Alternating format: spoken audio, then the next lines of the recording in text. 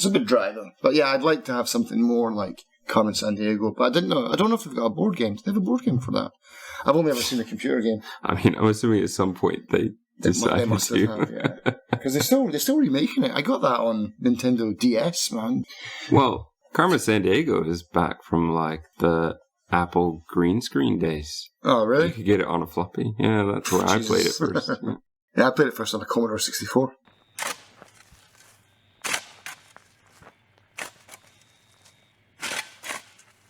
Hello, and welcome to Filling in the Gaps. I'm Justin. I'm Darren. Today we are going to discuss a movie called Vivarium. This movie comes from 2019.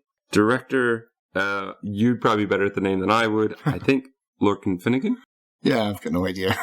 Written by Lorcan Finnegan and Garrett Stanley. It stars Imogen Poots and Jessie Eisenberg, who interestingly also did a movie together called The Art of Self-Defense, which I don't know if you've seen. I haven't seen that one. IMDb has this movie tagged as comedy, horror, and mystery. I'm not sure I'd put comedy in there. I'm just going to say that. I think that they, much like our Buyer's Remorse podcast, were sometimes searching for a third one, but comedy is the first one they put, and I really don't see that. I would disagree with that, yeah. I may laugh a couple times, but it's not, that doesn't make a comedy. IMDb rating at 5.8, Rotten Tomato, critics at 72%, audience at 39%, which I'm not surprised by. The only thing that maybe would surprise me is that the numbers aren't lower. Right. I enjoy the movie. It is incredibly slow. It's one of those movies that's very surreal. Things don't really get explained, but this is one of those unusual times where Justin doesn't mind. Like, I do not mind that they don't explain it, because I think anything that they actually try to explain would just feel terrible. Yeah. By the time I finished it, I was like, well, that was a hell of a tightrope to walk along between, do we explain it or do we not? And see, for me, it does it just right so that I left feeling good. Like, the first time I saw this, I saw it in the cinema, and I think it's a slightly better experience in the cinema just because of how surrounded by this world you feel in the cinema that you might not get on your computer screen or your TV screen. Yeah, there's a few cool shots, like when he goes up on the roof and looks out over the town. That would be really cool on a big screen for sure. But I think it's just that whole thing of when you're in the cinema, this is all you see. And so that feeling of being trapped, like it's just darkness around you. The only brightness in the world is this world, which is not real. Yeah. And it's not real on a double layer, but we can't really get into that until we get into the spoiler section. I recommend this movie, but it's a tough one to recommend because I think that a lot of people, if I recommended this, they would stop listening to my recommendations after this. If you like Jesse Eisenberg, this is definitely a movie for him. And think Jesse Eisenberg, The Double, or The Art of Self-Defense, these kind of weird, quirky indie films. That's what you're getting. Yeah. And if you like either of those others, then this is definitely worth giving a shot. If I'm trying to think of any other parallels to say, like what would be another movie to say, if they like it, this one would also work. If you want something that defies classification and matching another film. Yeah, you can't, yeah, exactly. You can't say, like, give this one a shot, because it's in the same, you could say, it's kind of like a Twilight Zone sci-fi episode for me, but it's an extended one, kind of. It's got that Twilight Zone vibe for me. And though it's slow, I'm not sure that this one I feel could be condensed down to 30 minutes. I think that part of what this movie does is make you feel the time. And I think that that's important to this movie. I think that might be the problem why it's got such a low rating, though, as well, is because I did feel that the movie was set up from very quickly, and I knew what was going on, and I just felt like a passenger, and the destination was just like, meh.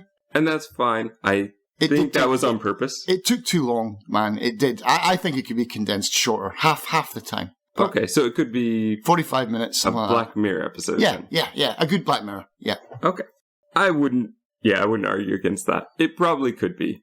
Though I would argue in this case that probably artistically it was done on purpose. I don't think that this is one where they were stretching for time. Right. This isn't like Upstream Color, where we had those long scenes of that guy making music that didn't really affect anything. Artistic content, man. You totally can, but that didn't really feel like part of the story, whereas everything here at least feels like it's connected in some way. I don't feel like I could skip a lot of that stuff and go, oh yeah, I still know what's going on. Like, you could just shorten a lot of the scenes and make it work.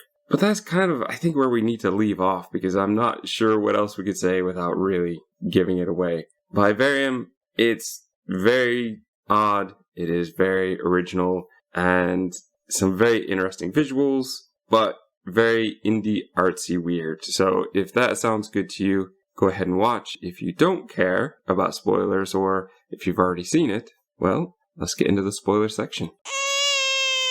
One thing I was going to say was, when you talk about dragging something out, I think it was Family Guy that they did a bit where it's like the beginning of the movie, where it's like the production company label comes up, and then, like, okay, the movie's going to start now, and then it's another production company logo, and another one, and another one.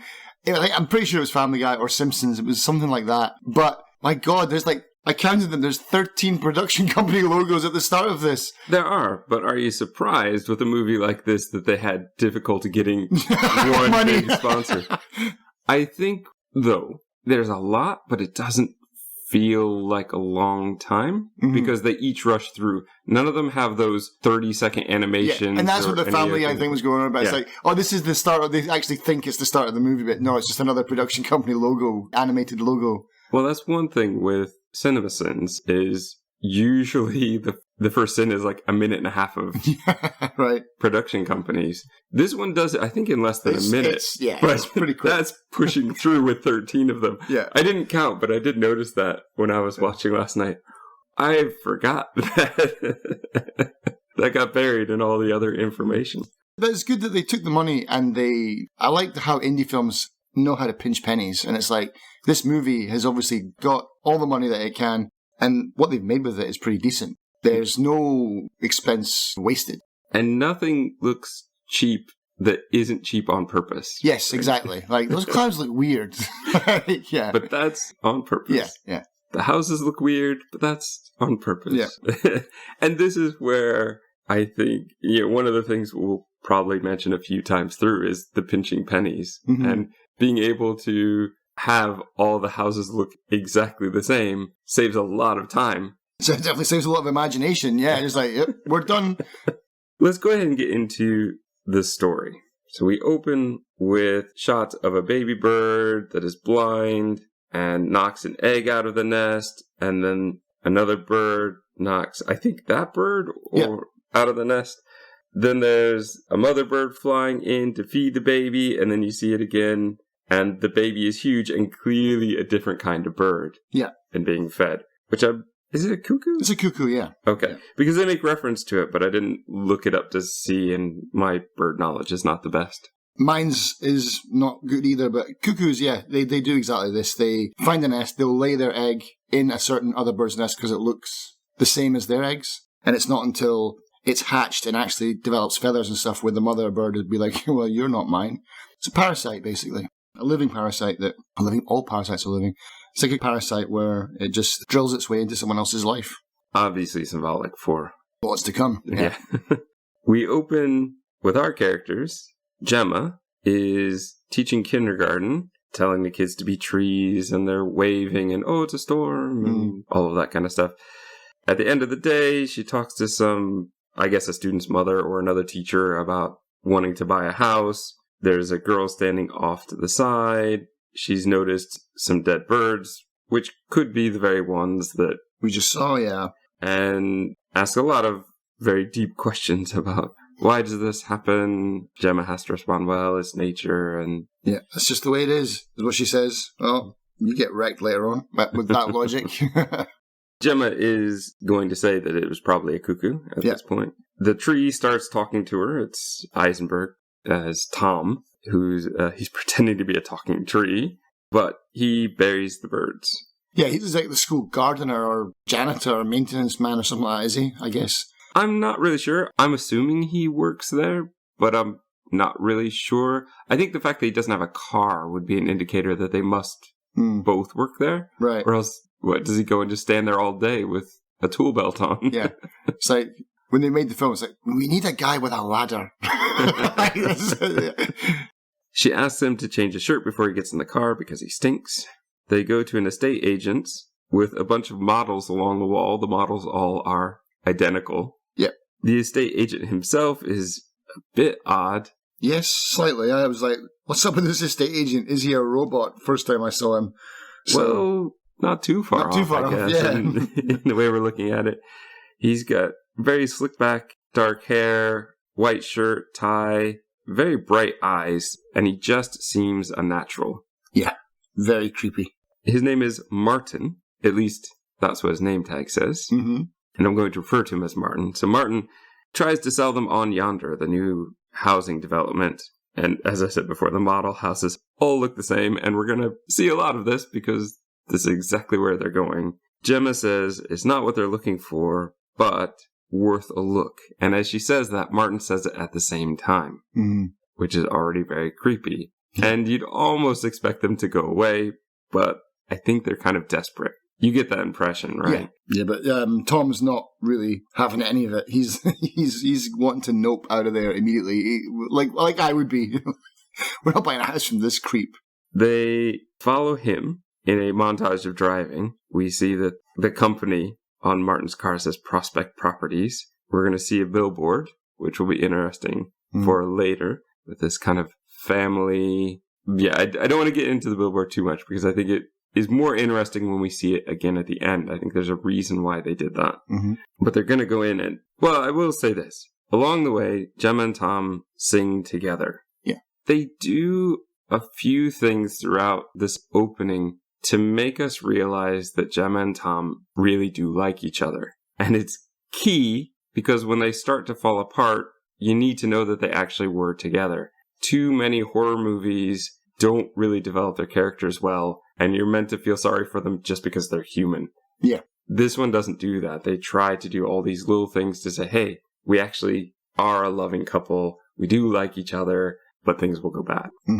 Yonder is all the identical green houses, not greenhouse, but green houses that we saw the models for. And as far as the eye can see, especially the scene you mentioned before, Martin shows them number 9. This house just kills me once you go inside. Inside the main, I think, living room or main hallway, there's a painting of this house. Yeah, every room has a painting of that room in it as well. Exactly. Yeah. You get to the bedroom, and there's a painting of the bedroom. Yeah, I thought that was going to come into play later on. If this was a computer game, there'd definitely be a puzzle or a secret behind one of those paintings. I think it just shows the lack of imagination. Right. And also the complete lack of understanding of what we would want for decoration. Right. And that would have made me want to, as you said, nope out of there right away. They are going to go upstairs. They're going to be shown a blue nursery. It's a boy. Where I think Gemma says, well, I guess I've got everything planned already. Yeah. Not realizing how right she really is. When she says that, Martin responds, it's not a starter home. This house is forever. Martin asks if they have children. Gemma says, no, not yet. But at the exact same time, Martin is using her voice and her motions. Yeah, that was pretty creepy when I first saw that. I had to rewind and go to listen to it again because I was like, did he use her exact voice? And yeah, it was. It was pretty unnerving, unsettling. He goes to show them the back garden, and we watch him just walk away. Gemma's peering over the fence, trying to see what the other yard looks like. The why she's bothering, I don't know, because they're all going to look exactly the same. If the front of the houses didn't tell you, they'd all be the same. I think there is a possibility maybe she was looking to see if people were there. I think that's it, because that's the reason she turns around, isn't it? She says, so when are people moving in? And there's no one there. There's no one there. They try to leave, but they get confused and they can't find the exit. They always seem to pass by number 9 again. Like you said, this is a very Twilight Zone kind of thing to do. Their phones, of course, have no signal. Tom smokes, he drops a cigarette, and this is a cool artsy thing of they do that early on in the montage, and then at the end of the montage, you see that it's just ash that is just burned away. They eventually run out of petrol, and when they do, it's right in front of number 9. Coincidentally? Yeah. It's the only one that has lights on, and, well, I'm not sure how the entities, whatever we want to refer to them, could make sure that they run out of petrol exactly in front of number 9, unless they're just millions of number 9s. Yeah, I was thinking that. It's like, I've got a list of things, I didn't actually write a list, but just in my head of things that are unanswered. One is, how did they get into this place? Is it some kind of simulation? Might say they're aliens, right? I guess. So they're aliens. Did they somehow blanket their... Is this a mothership that they drove into that was camouflaged as a town kind of thing and they drove into it? Or is it part of a simulation? Because they just seem to be going on endless loops and always arriving at number 9. It doesn't really make any sense, but it is what it is. Tired, and with nowhere else to go, they go into the house. They eat the strawberries and drink the champagne, the welcome gift that Martin tried to give them before. They say there's no taste. Yeah. So again, simulated food or something like that, I guess. It looks right, but there's no taste. There's no reality to it. Yeah, because they go on later about how there's no wind, and when they're in the car, there's no smell, but they like to stay in the car because it smells of something at least, yeah. Even this first night, Gemma refers to the area saying it's just super silent. Yeah. Like there's nothing else to make a sound. She's never heard silence like this before. Mm-hmm. Tom climbs to the roof in the morning, houses as far as the eye can see, just in every direction, and clouds that look so ridiculously fake. Clouds that look like clouds, yeah. They try cutting across the gardens all day. They end up back at number 9. Yeah. Even though they've been going the same direction over and over. I like that bit. I wrote down they Shaun of the Dead it across everyone's back garden, basically. There's a box out front that has food and toiletry needs, but the labels are all strange. Yeah, it's like that Prospect something, whatever it was, the name of the estate agents. But it's not even generic. It's almost as though this would be something you would see in a doll playhouse. Right. On it, it'll say peas and has a picture of peas, but there's nothing interesting about it. There's nothing PR marketing style about it. Yeah. They do have different colors, and that's about as varied as they get. Mm-hmm. It almost seems as though, too, that most of the stuff is designed to fit in this box easily. Right, yeah. Even, I think it's there's like the shrunk wrapped shrimp. Try saying that 10 times fast. There's like 6 of them exactly in a thing, and yeah, just like all these meats and milk and cereal and stuff, all in these like fairly colourful boxes, but yeah, nothing to them. Like, yeah, not even like store brand style. Tom decides to burn the house down. Immediately, without taking the food. I found that a bit odd. Like, yeah, maybe dump the food in the car first. But I like that. I like how, and again, something like this keeps the movie moving at least a little bit quicker. No hesitation, just like, we need to get out of here. This place is freaking me out. I'm just going to burn the house down. And he doesn't ask for permission. He's just like, nope, this is what we're doing. Woof.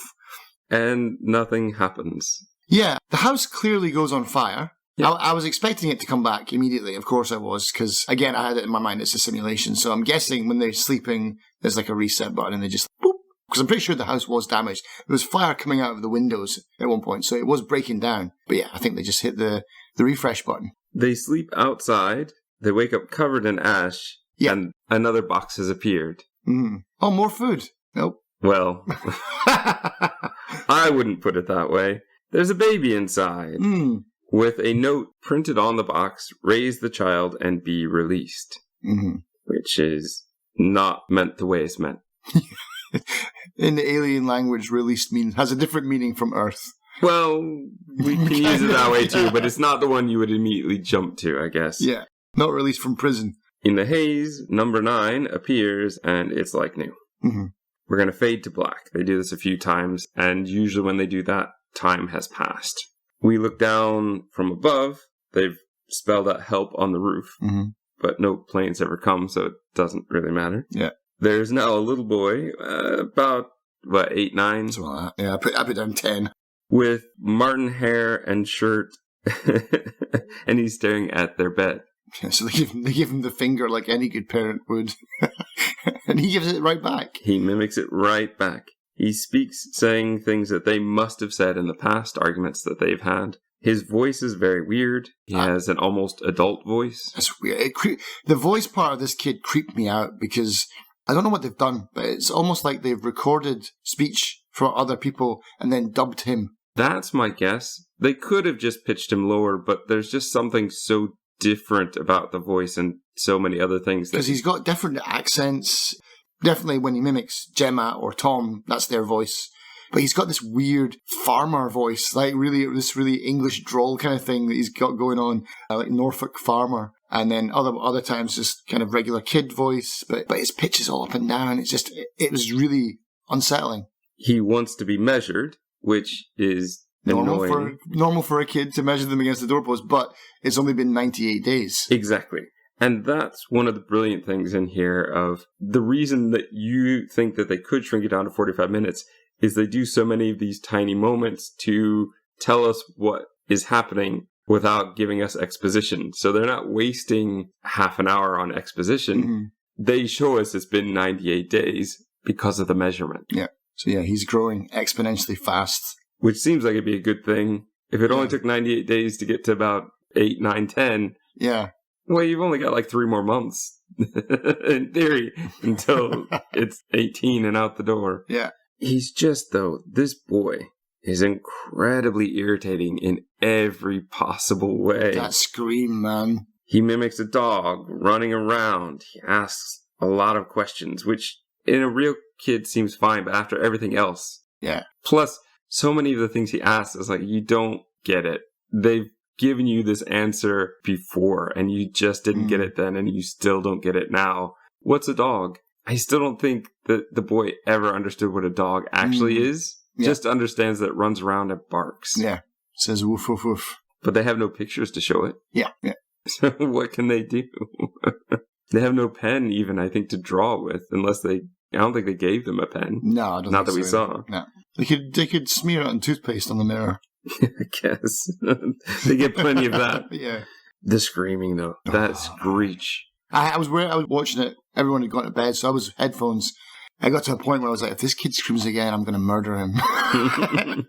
And you got to imagine that for most of the 98 days, this is what they've been putting up with. Yeah, yeah. When they do brush their teeth and stuff like that, I like how they show them just like massive bags under their eyes. They look like absolute hell. It's like, yeah, this is hardcore parenting right here. And I do wonder if he's so awful because they don't really care for him, or if this is just the way he would be. And I kind of suspect that this is just the way he would be. Yeah. I think they would have tried being nice early on. Mm-hmm.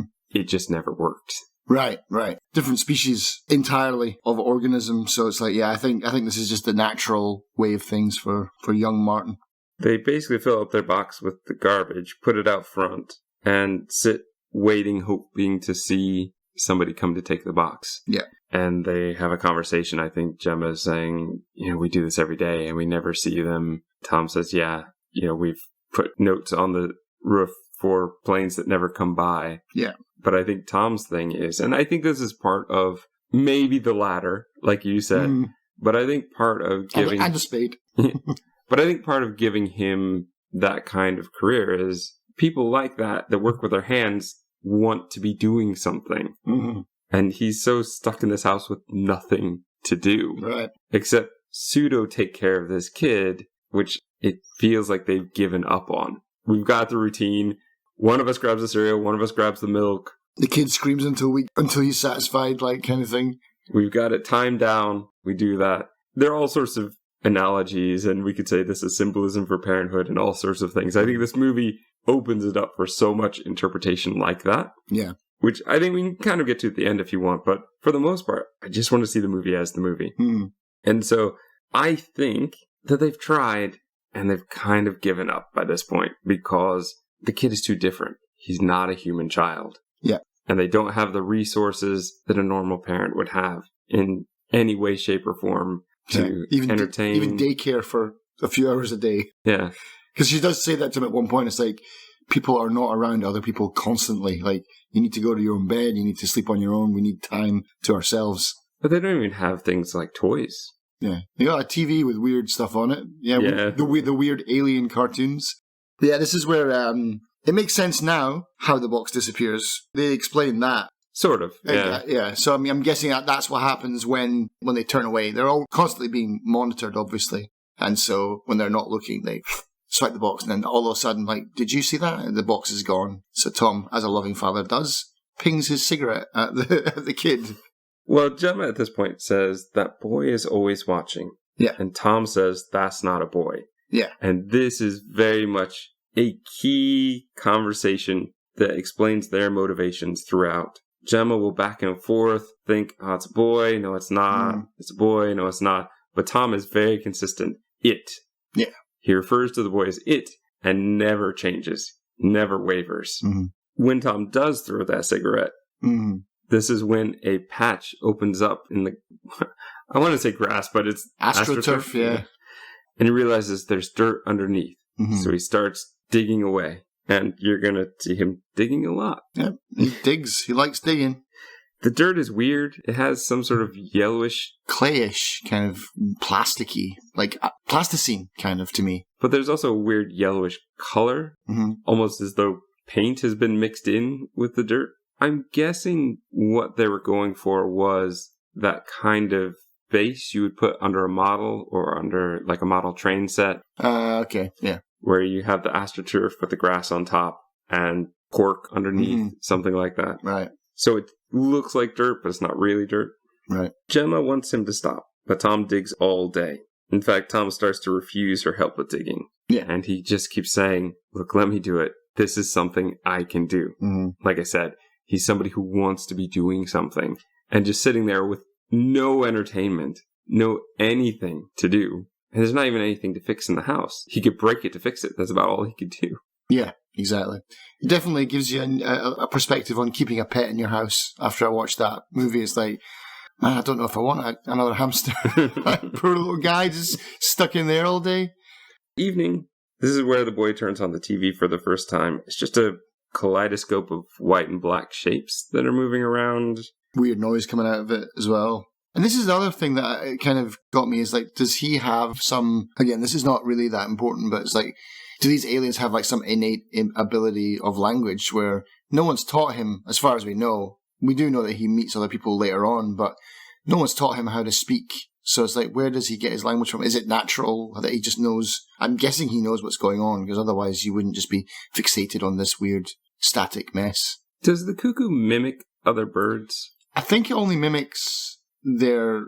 I don't know, actually. I'm not sure. I know that there are birds that mimic others. Yeah.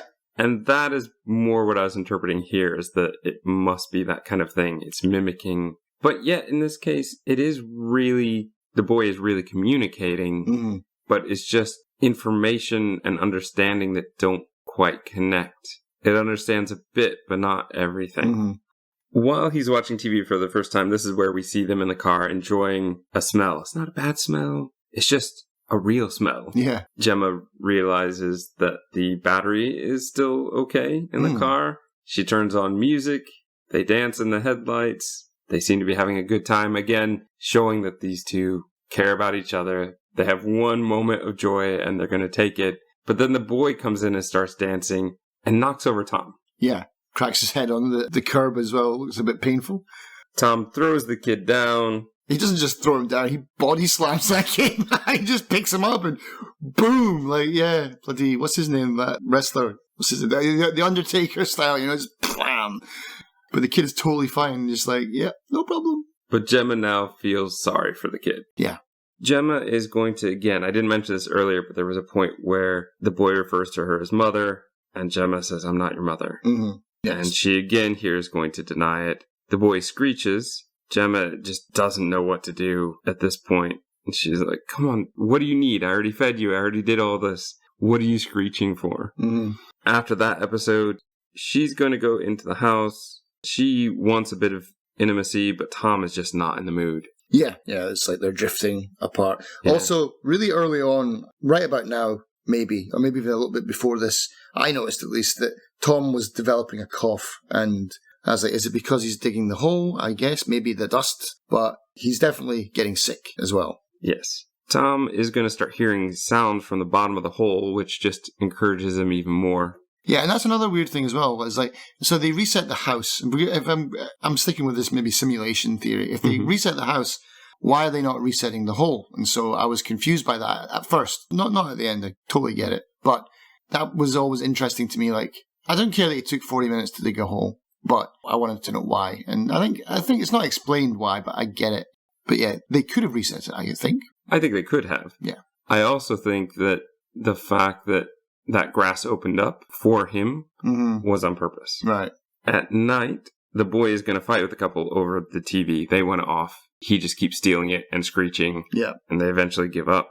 Tom locks the boy in a car, saying if it is important to them, kind of in quotes, them, they'll come for it. Gemma's going back to saying, it's him, we need to let him out. What if he starves? Tom says, well, if it dies, it dies. Yeah, and to be honest, when I heard that scream again, I was like, I wrote this down, I said, when are they going to kill this kid? I thought that was going to be part of the movie, was they did actually do something terrible, you know? But they could have gone that way. But I was on Team Tom, and for this part, you know, my parenting instincts did not kick in with this kid at all. And I think that's on purpose. I think we're not supposed to like the kid. Yeah. And they've done a great job of making the kid irritating. Well, yeah, they certainly have. But Gemma feels sorry for the boy, so she runs out and rescues him. Yep. There's a point then where she takes him into bed. She kind of tucks him in, tells him to try to dream. The boy says, well, I've never dreamed. Well, try. Close your eyes and try. Tom ends up sleeping in the hole that night. Yep. The hole is so deep by this point that he does need that ladder to get in and out. Gemma and the boy lay in kind of a sweet moment of laying in the astroturf in the back garden, looking at the clouds. And this is where she says the line you mentioned earlier about the clouds look like clouds. Yep. But where I come from, clouds have different shapes. Look like faces and dogs. Oh, dogs. Woof, woof. Oh, no, not again. So they both howl. I guess just Gemma wants something to do. She loses the plot, man, at this point. I think, she just breaks. But by this point now, there's full separation. Yeah, Tom and Gemma are now sleeping in different places. Yeah, he's sleeping in the hole. They're not brushing their teeth together anymore, which was that kind of routine that they had before. There comes a point where I think the next day, Gemma doesn't know where the boy is. Tom's looking. Well, Tom is just digging. He's looking for something, anything. Yeah. He doesn't care. So Gemma runs off looking for him. She can't find him. Is this a time where there's kind of a fog or something? Yeah. And then when she finally comes back to number 9 again, who knows how many times she came back to number 9, the boy just is standing there. Yeah. The part before that was exactly where that line was. She says to Tom, the boy's gone missing. And he's like, yeah, so have we. I really like that line because you'd taken it for granted so far in this movie. It's okay, it's a sci-fi. They're in some weird alien prison or whatever, raising an alien child. Yeah, but they've actually vanished on the outside world. They are missing as well. You know, it kind of humanizes them a bit more. Also, the shot of the town, did you not think when you get to see the top-down parts, because there's another top-down part around about here as well, the game Hidden Folks? I didn't think of it, but I can see why you would. So yeah, there's not enough interesting stuff to be Hidden Folks. Yeah, exactly. Certainly Hidden Folks has a million things going on. Yeah. But yeah, so the boy comes back and he's got a book. Though in a way, the Hidden Folks, the fact that all the sounds are made by one person. Yeah, exactly. Does kind of fit this motif. There was one thing I noticed though with this part though, and I thought it was going to play into like maybe them escaping or something like that. If you notice when she's walking down the street, she walks and then she does a 180 to look behind her and then faces front again. And that's when the boy appears. It's almost like intentionally, I thought it was going to be like a thing where if you don't look at it, you'll be able to navigate your way out or something. You know, I thought that was the kind of rule. It might have been something that they'd thought of and maybe they just ditched, but they kept a few bits in. But I think there's this thing of when you don't look at it, it's there. But when you look at it, it's gone kind of thing, you know? There's definitely a point where she spins on her heels and the boy appears. It's like, but it just never came to fruition. He has a book, and when she looks in the book, it's full of what looks like an alien language. Yeah, it's like the Voynich manuscript, yeah. She asks the boy about where did he get it, and the boy... I don't know if that's the question that got the answer, but basically she gets out of him that he met somebody, but he doesn't want to say who it was. It's a secret, yeah. So she tricks him by getting him to play a mimic game. Mm-hmm. Oh, pretend to be me. Pretend to be Tom. Can I be a dog? Sure, be a dog.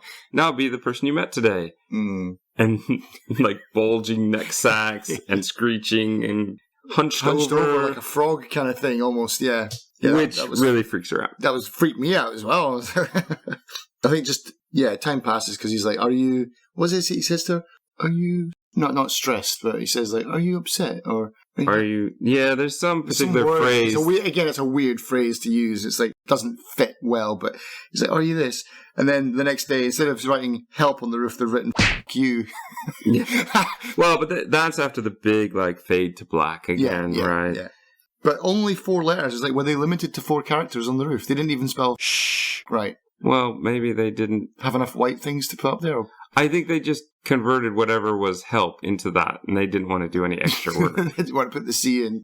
But yeah, this is where the kid is now. Well, but, okay, just before that, though, is the part where I wanted to say this. Mm-hmm. When Gemma was lost in the fog, she shouts for Tom. Oh, yeah, that's right. And Tom responds. So I don't want us to forget there is that scene of them being lost from each other and trying to find each other. I think that's very important to keeping these characters as being, despite how far away they are emotionally, they still need each other. Mm-hmm. And they still, in many ways, I think, want to be with each other. They just don't know how in this messed up situation. Yeah. So yes, so now we are going to fade to black. We are going to have the message change on the roof. We're going to get to what the credits refer to as the older boy. All right, is that what they called him? Yeah, though he's clearly a man. Yeah, he's 20, I'd say 20. So I'm imagining double the time has passed, so this is probably day 200, I'd say. Tom is getting sicker. Gemma asks for help. The older boy says, maybe it's time he's released. Mm-hmm. Which again, we're hoping it means that's him getting out. But we know from watching it that is not what they mean. They have not been sleeping in the house. I think they've been sleeping in the car. Yeah. The older boy has locked them out and is watching that TV again. She holds Tom as he smokes. Tom waxes nostalgic about, remember wind? Real wind? What that was like? And then their first meeting where he kind of passed out drunk, woke up at her place, and she said, do you want scrambled eggs? And he said, that made me feel like home. Mm-hmm. I'm always at home with you. Like even now, I'm at home because you are home to me, which is a very powerful statement. It's a very powerful message. Yeah. And then he dies. The older boy returns with a box, and inside is a body bag. Yeah. With a window for the face. Of course. Because why not? It gets vacuum sealed. Yep. And then he throws it in the hole. Now, something we have skipped over is that roughly just before this point, Tom had been very scared by something he found in the hole, which was essentially a body bag. Yeah. Which tells me that this has been done before. Mm-hmm. And that maybe there's always somebody digging here. Right. And that isn't solidified until this moment, until you see Tom thrown in the hole that really makes that hit home. Oh yeah, this has happened before. Other people have done this. Yeah. Or at this point, it could be the type of thing where we're not sure if time is repeating itself over and over again. Yeah, I was considering that as like some kind of time loop thing, but no, it's not. I don't think so. No. And luckily, I think they've given us enough information to realize that's not the case. Mm-hmm. Because that wouldn't have quite worked for me. Me neither. But the fact that they've somehow found a system to make the humans do what they want every time is almost creepier. Yeah. Essentially, though, Tom has dug his own grave. Yeah. Gemma is, I think, sleeping in the car, and the older boy comes out. She has like a pickaxe. She hits him with it. Yeah. It scuttles away. Making weird hissing noises and stuff. On all fours. Yeah. Lifts the sidewalk. Goes inside. Inside, we can see, because Gemma looks, it's like the inside of number 9, but warped and weird. It's like an Escher version of number 9. She goes in, and we're going to see various other couples, various other boys, and various other things that is very well done, this montage of... Yeah, because this is only like 10, 15 minutes remaining of the movie, and it's like... But here's the big reveal. Yeah. Green filter. There's a woman crying at the table. The floor sucks Gemma in, and now... Oh, actually, I think that one was red. I think it's red where she's crying. It's green where there's a couple having sex. Yeah, and then blue. And an old boy clapping. Yeah. There's a purple part, or maybe blue, depending, where she exits the shower and sees a dead man in the tub. Yes. So in that couple, the man was still released, but in a different way, I guess. Yeah. Then she's going to appear back into number 9. We know because she goes outside and the hole is there, and their car is there. Yeah, so even though we think she's escaping or something, or making some progress, it's like, oh man, she just arrives right back at where she started. There's a voiceover, and I was a bit confused by this even the second time. Mm-hmm. I'm pretty sure it's Gemma asking these questions, but at first I thought it was the boy. Okay. But the questions asked are, what am I? Your mother. So that's going toward Gemma. Yeah. The boy height marks are being painted over. He's doing stuff to fix the car to get it ready, like putting petrol in it and that kind of thing. Yeah, I don't understand that either. If it is a simulation, then why can't they just reset the house? Like, why does he actually have to physically paint the wall again? Just kind of leads me to think that it's not, but it is, because the hole, he has to fill it in, but once he fills it in, then it can cover itself. Yeah. I'm not sure what the rules are. Yeah, I don't know. And I'm not sure that they thought that through either. I think they just up as I go along. wanted to give us the idea that everything is going to start again. Yeah. And it needs to start fresh. The voiceover says, a mother prepares a son for the world and then dies. Mm-hmm. That's the mother's job, according to this alien race, these entities, whatever they are. She dies, the older boy puts her in a body bag and throws her in with Tom. And like I said, fills it up. It covers itself then. Once the dirt is in, then it can cover itself. Comes back, yeah. She gets her final line as well, though, when he's like zipping her up, and she's like, "I've got something else to tell you." He unzips. What is it? Yeah, I'm not your mother. To which the boy responds, "Whatever." Yeah, exactly. But then again, he's just mimicking her again, isn't he? Yeah, whatever. He drives off, and here where we get to see the billboard again. Here is number 9 on the billboard. And also the family, there's something that seems weird about this family. Okay. And maybe not. I don't know. It just feels like one of those photo shoots where they wanted it for the ad, but the 3 don't look like a family. They look like they were picked. Right. But that's kind of just me. That would fit in with the movie, though, exactly. Yeah. If that's so I think if they wanted to go for that, they should have gone just a little bit further.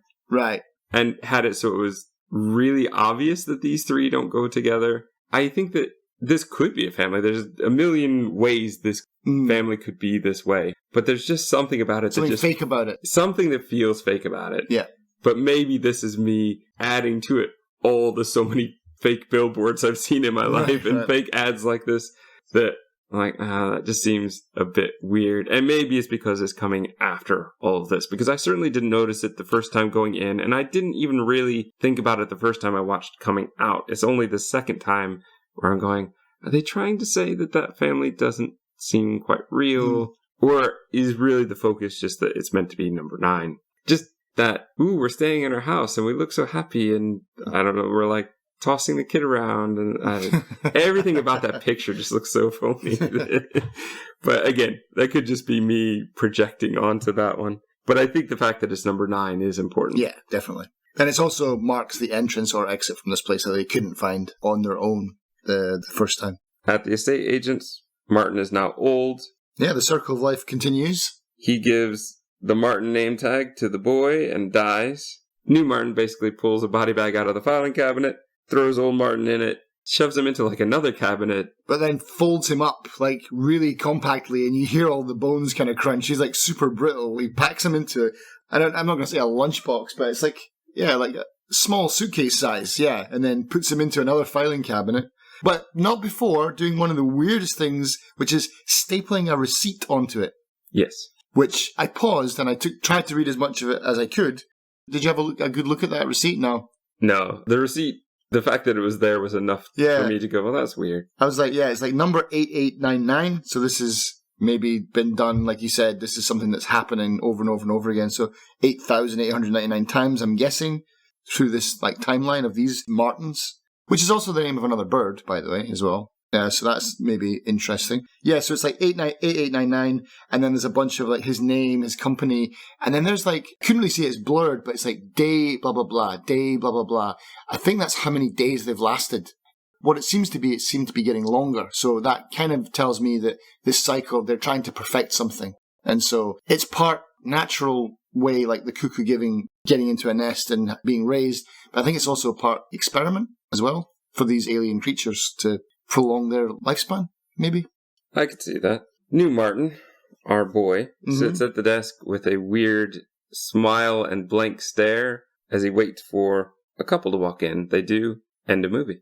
And then a really good song at the end, like that. The XTC song at the end is so on point because that song is bizarre as it is and unsettling. But yeah, that was a great song to end with. So you're going with the idea that it's kind of a holodeck, a simulation matrix, but physical? Yeah, because I've never really understood the holodeck because it's kind of like that other movie where it's like the shopping centre that's on multiple floors and like you'd be bumping into things. It's Valerian and 1,000 Planets. This is something that he and I have laughed about before. That scene in particular just irritates me to no end. Yeah, so it's like I never really understood the holodeck in Star Trek because you would surely be bumping into things. You can't walk around New York City on the holodeck. So I'm not professing to know how this works. But yeah, I'm guessing that it's some kind of physical yet not real simulation. And I think that that's possible. I think that it's a much more physical one. Mm-hmm. I suspect Tom was not meant to find that body, that it was just there, that it was left there and they didn't think about it. I think that they have a way of warping reality that is something we don't quite understand. Sure. Yeah. Through their tech. So it's definitely a simulation, but I think that it is a physical simulation. And I think that there are, my filling in the gaps here would be like just saying their technology can do a lot. Like it can fill over the AstroTurf, but it can't fill the hole back up. Mm-hmm. And possibly if it did, just cover the AstroTurf, there would just still be that hole there. You'd step on it and fall through. Yeah. So I think that that's part of it. I'm going with it's aliens. I'm going with it's aliens. Yep. Insert that guy with the crazy hair. It's definitely aliens. Yeah, it's aliens. Yeah, I just want to know how they got on, how they got off. What is it? Is it a mothership? Is it a camouflage ship? What was that transition? That little borderline where they got into it. I know what you mean. I do think, though, this is one of those times where it's better left unsaid. I think if they tried to explain it all... You'd just be like, really? Yeah. Yeah.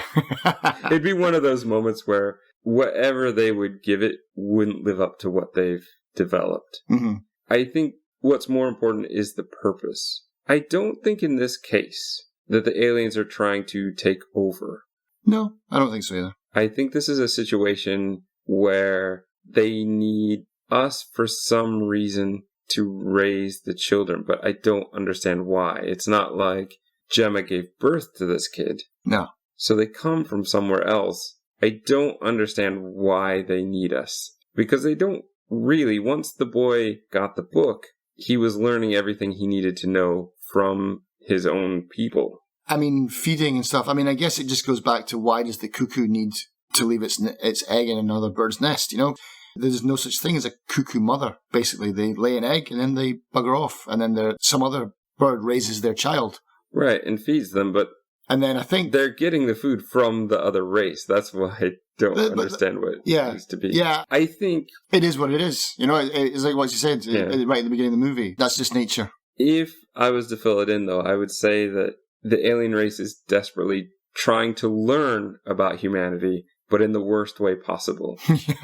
And also, it just, no matter how many times they do it, they're not getting any further with really understanding. Mm-hmm. Because of the way the boy is, it just seems like he doesn't get it still. And he's still awkward, and he still doesn't seem to quite be able to communicate. Yeah. And it would never, you'd think it would never end either. It's like, it's a blank slate every time with a new kid. What makes you think that suddenly there's going to be the one kid that gets it? Maybe it would.